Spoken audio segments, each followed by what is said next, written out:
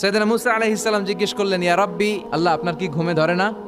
আল্লাহ বললেন, কোনো কথা বলা যাবে না, দুইটা গ্লাসের ভেতরে পানি নাও, পানি ভর্তি গ্লাস নিয়ে তুর পাহাড়ের উপরে দাঁড়াও। সাইয়েদনা মুসা আলাইহিস সালাম দাঁড়ালেন। আল্লাহরে আবার জিজ্ঞেস করলেন, আল্লাহ আমি জিজ্ঞেস করলাম কি আর আপনি করতে বললেন কি? আল্লাহ বললেন, কথা বলো না, যা বলেছি তাই করো। তো মুসা আলাইহিস সালাম কিছু বলতে পারে না, পানি নিয়ে দাঁড়িয়ে রইলেন। মুসা আলাইহিস সালামকে আল্লাহ বললেন, তুমি দাঁড়িয়ে থাকো আর ঘুম রে, বললেন ঘুম তুই মুসারে ধর।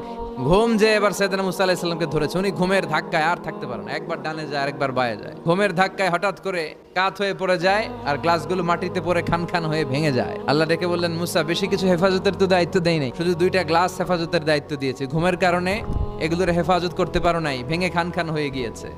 আমি যদি তোমাদের মতো ঘুমিয়ে যেতাম তাহলে পৃথিবীর সাথে সূর্য লেগে, সূর্যের সাথে চন্দ্র লেগে গোটা মহাবিশ্বটা এভাবে গ্লাসের টুকরার মতো খান খান হয়ে যেত রে মুসা।